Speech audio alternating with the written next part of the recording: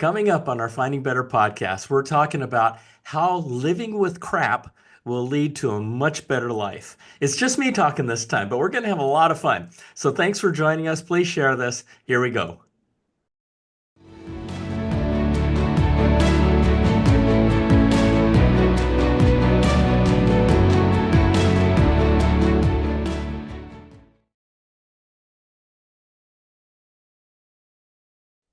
Hello, hello, hello, and welcome back to our Finding Better podcast. My name is John Suzuki, and I am your host.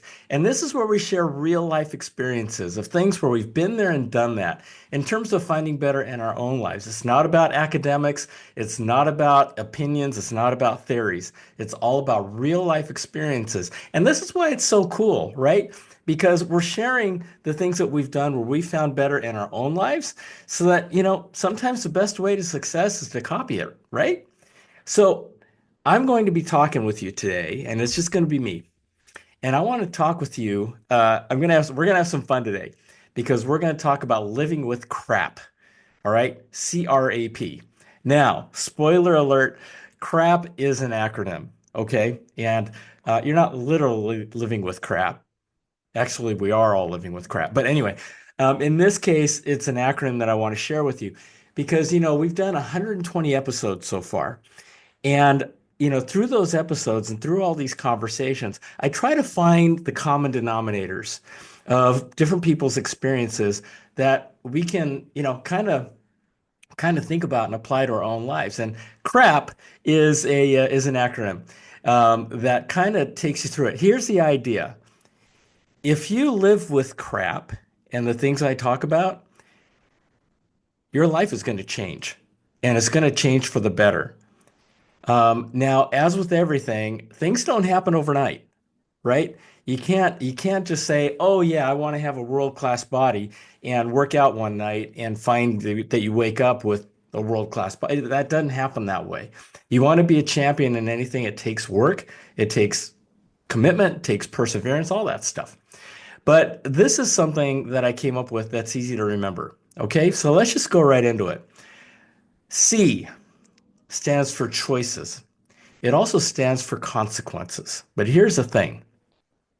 What I have found in my life and the people around me have found universally is that good choices lead to good things and bad choices lead to bad things. Now, it doesn't happen every day, right? You can't say, "Hey, I'm going to make a good choice of doing all these things so that I can get Lisa to fall in love with me." It doesn't work that way, right? But the whole idea is that you've heard me say this, that your life in the future is going to be the product of the choices that you've made starting today, right? So the idea is understanding choices. Now the other part of it, because you hear me talk about choices all the time. What you don't hear me talk about is choosing your consequences. And this is really important. What do I mean by that? you know, making the good choice of building up your finances. Okay, the consequence of not doing that is you're broke. You know, most people in this country are broke, and what do I mean by that? They have more debt than they have money to pay it. And I've always said that wealth is not how much you make, it's about how much you keep. And so a consequence of um, bad choices with or I don't know, you can call them bad choices. I call them bad choices. The consequence is that you're broke. And your choice in doing so was prioritizing your short-term happiness over your long-term happiness and security, right? Not saving money, prioritizing your current image today over your future. These are the things that are happening. The average credit card debt in this country is over 7,000 bucks. 7,000 bucks. And the average credit card interest rate is pushing 30%. So if you think about that, that's over $2,000 a year you're just paying to the bank because you don't know how to manage your money. right? Or you're choosing not to manage your money properly, or you're choosing not to learn how to do that. That all comes with consequences. So, in addition to thinking about your choices, thinking about the consequences of those choices makes it even, it takes it to a deeper level, right? Another thing about choices. If you're living with tough relationships, you know what? Look in the mirror. And if you don't have good relationships in general, especially look in the mirror. You know, choices like cheating, cheating in cards. If you cheat in cards, you're going to be in a lot of trouble at some point in time. When you get found out, and yes, you will be found out because the statistics are against you, you keep thinking you're getting away with it, and someday the odds are stacked. You're going to get caught. Okay? What about cheating in relationships? Really bad stuff. If you choose to live the life of being dishonest and cheating, there's consequences to that. So what I'm saying is think about the consequences when you make your choices. Now, what's the opposite of that? You make good choices when it comes to your money and you live within your means and you don't spend more money than you have and you cut up those credit cards. You know what? You're going to be a little bit more financially secure. You're not going to be wondering where you're going to get money to pay for the things that you have to pay for. What about relationships? If you're honest about your relationships and you choose to be true, I'll tell you, I've lived. I just celebrated my 39th anniversary with my wife, same woman, and you know, it's not easy. The choices the choices that you make when you make choices that involve good consequences are not always the easiest choices to make, but you do it anyway because it's the right thing to do. And so that's just the first one is choices, making good choices and understanding that you're making those choices based on whatever the consequences are, good or bad, because the consequences can can get you thinking about the pain or happiness you're going to experience. And the idea is that the one thing people are more inclined to avoid pain than they are to gain happiness. Okay?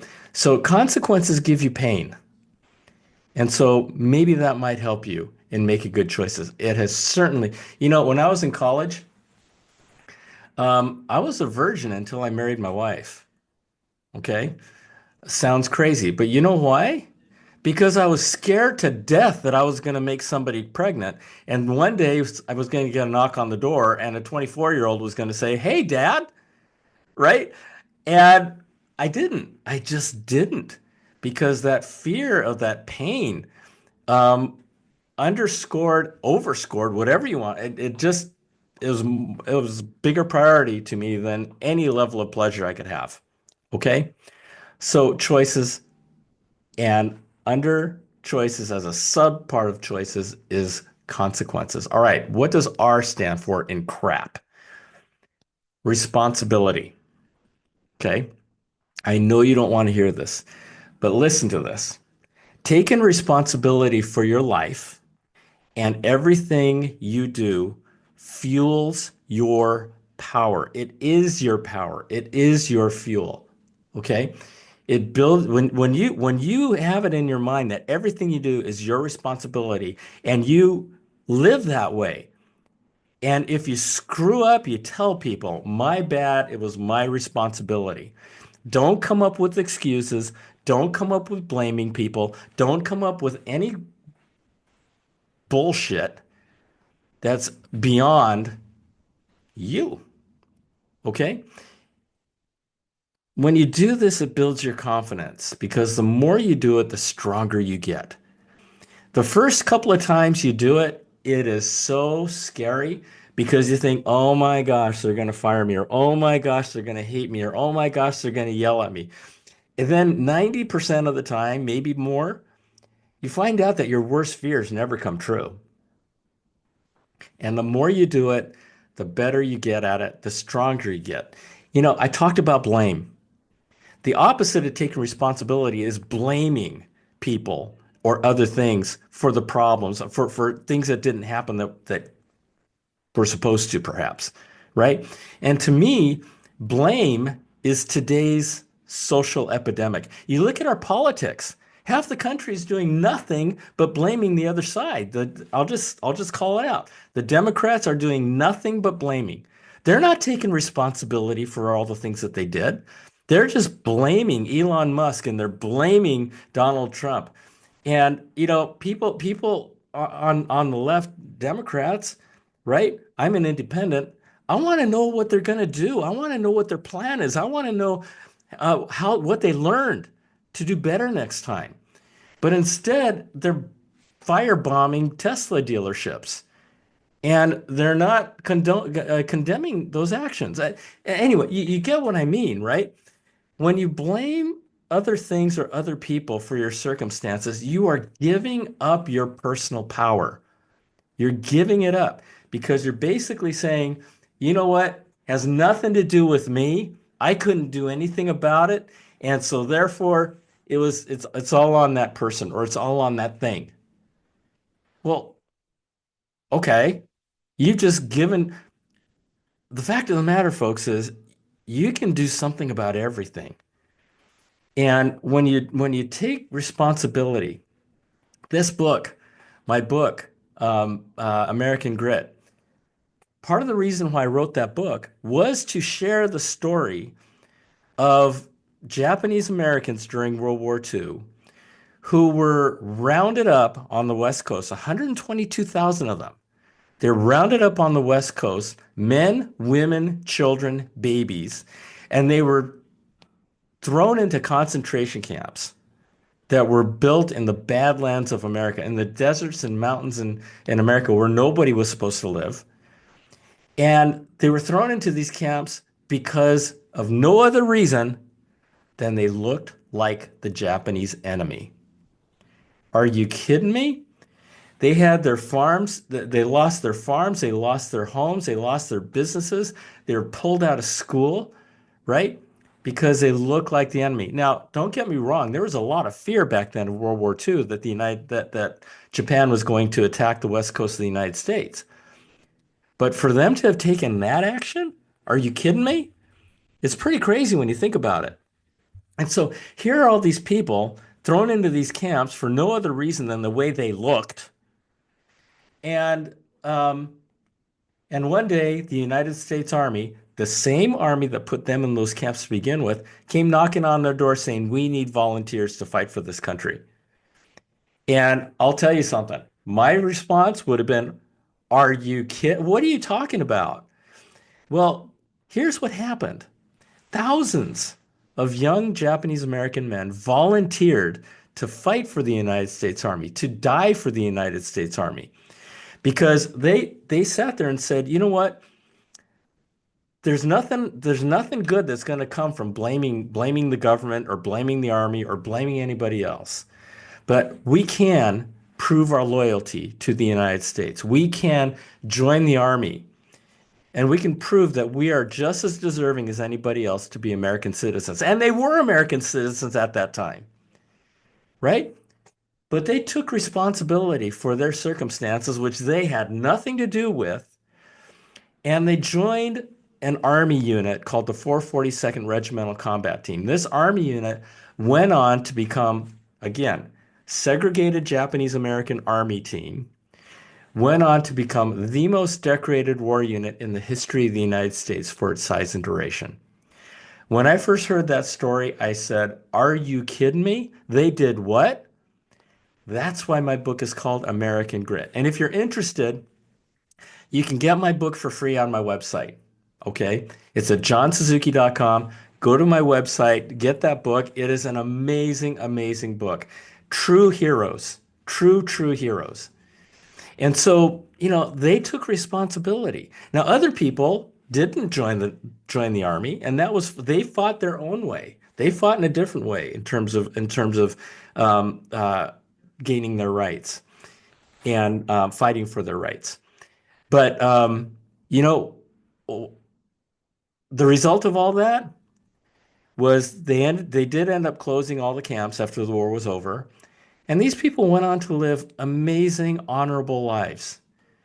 And it was a seminal point. And I'll tell you something, those a lot of those men um, had their life's path set by that experience, by them taking responsibility, by them not blaming anybody else for their circumstances, and they moved on. Okay? They built a level of personal power within themselves that couldn't be matched by anybody else. Some of them were Medal of Honor recipients in a time when people of Japanese ancestry in this country were hated. So there's a lot to it. Okay. So learning to take responsibility and just learning to say, listen, my bad, should have done it. I'm sorry. So that's the R. So now we're at the CR, choices and responsibility. What does the A stand for? The A stands for accountability. Okay. What does accountability mean? That means making commitments to yourself, your family, your friends, to your work, to the world, making commitments that you're going to do it and going out and making it happen, right? And this is where honesty comes in. This is where integrity comes in. I've heard it say once that the integrity of or the definition of integrity is in what you do when nobody's looking. Okay? Honesty and integrity are really, really hard. It's about doing as you say and saying as you do. You say you're going to do it, go do it. And one of my favorite sayings says, "Your actions are speaking so loudly I can't hear a word you're saying." And so being accountable to yourself and building your friend network or building people around you that you'll be accountable for or accountable to, and they'll be accountable to you too. It's hard. It's really hard because you have to make this a priority. But I'll tell you something, one of the things that I used to tell people when I was working in high tech, and which I did for 38 years, almost 40 years, was I would always tell people when I was starting a relationship, here's the thing I want you to know about me. You may not like the answers you're going to get from me, but the promise I make you is that I'm always going to be honest with you, right? You might not like the answers, but they're always going to be honest answers. And you know what? 100% of the time, the people I was talking to said, "Boy, I can't ask for more than that." Try it. Try it. Okay? There wasn't a single person when I said the words again, "You may not like the answers I give you, but they're always going to be honest answers," or something like that. I didn't have one person say, "That's not good enough. Get the hell out of my office." Nobody ever said that. But you know what? In order for me to make that statement, I had to live it, and I still do. Okay? And I make that commitment to you. If ever we're having a conversation or you send me an email or whatever, you may not like the answers I give you, but they're always going to be honest answers, guaranteed. You might not like what you're listening to right now, but I'm being completely honest with you. Okay? So be accountable. Start working that muscle because that's another part of really building your personal power. Okay? And again, I'm not a sociologist, I'm not a scientist, I'm not a psychologist, I'm not a therapist. I'm just me. And what I'm sharing with you is my personal experiences on what has worked for me. And it's all about humanity. It really is. It's all about relationships. It's all about people to people, talking to people. And again, this is going to sound kind of Pollyannish, but treating people better than you want to be treated, really. Okay? All right. So we have C in choices. We have R in responsibility. We have A in accountability, and we have P for perseverance. Okay? Perseverance. Part of perseverance involves practice. Okay? And the idea is that once you've made a commitment to make choices where you make your choices understanding the consequences, okay? Because I believe, and what I've learned is that when I understand the consequences, sometimes my choices change. But understanding those consequences, understanding the responsibility that you have, and understanding that you're going to be always accountable 100%. Again, you may not like what I tell you, but it's going to be honest. 100%. Honesty and integrity, my friends,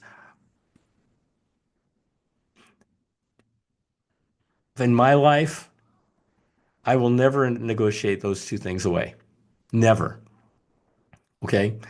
Being dishonest is just not a possibility. I won't do it.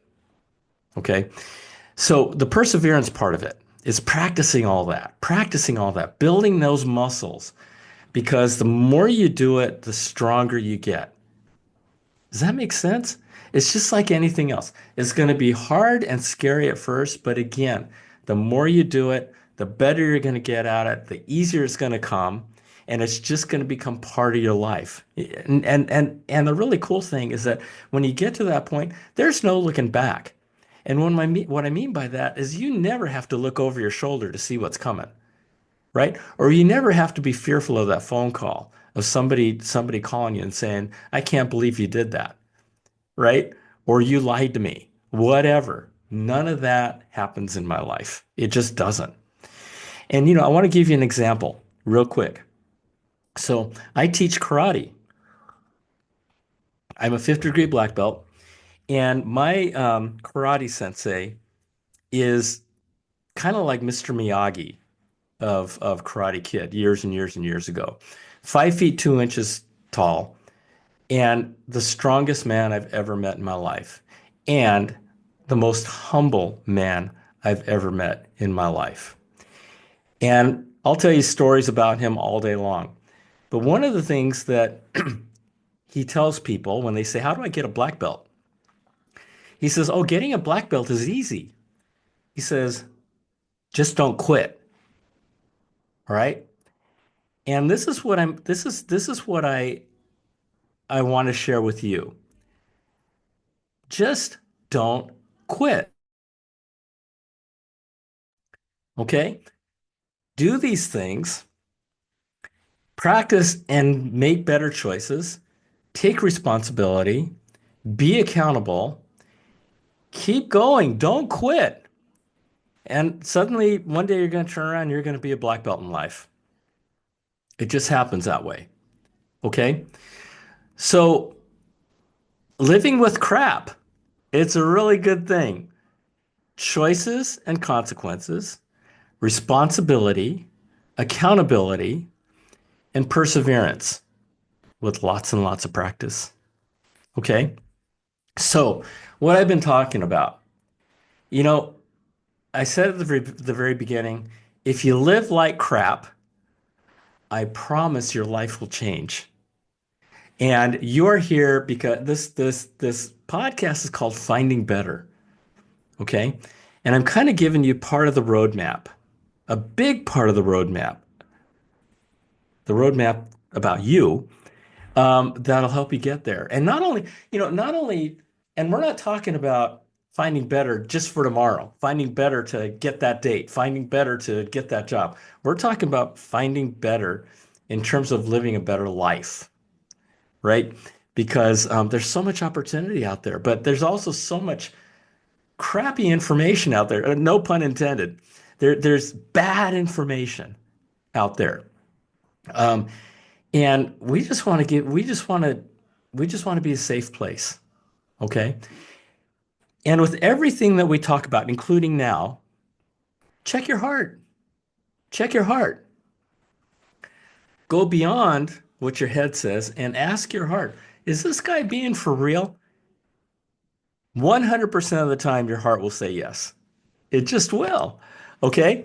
And so remember, living with crap is a lifestyle. It's not something that happens overnight, just like getting your black belt. Just don't quit. Just keep going at it. And to the question you might have of, okay, I can do this. All right. I'm willing to do this. How? I do two podcast episodes a week, and this is what we talk about. We talk about finding better in all different areas of life. Keep listening to this podcast, okay? We've done 120 episodes at this point, and I'll tell you, a whole lot of the answers are already in the podcasts that we've done. I can't say all of them because I don't know, right? But take a listen and commit to yourself. Don't, I'm not saying to commit to this podcast, but commit to yourself to live like crap, okay? And so hopefully you'll remember that acronym. And whenever you say that word crap, I want it to trigger something in your head that says, what did that mean? Okay, it meant choices, responsibility, accountability, and perseverance. And just keep at it. Just keep at it. And keep listening to our podcast because I'll tell you, we have so many amazing guests. All of my guests have been absolutely amazing. I've learned tons from them, and you will too. So, with that, thank you for listening. Live like crap. I love you. God bless you. Thanks for listening. Share this with somebody. We'll see you next time. Bye.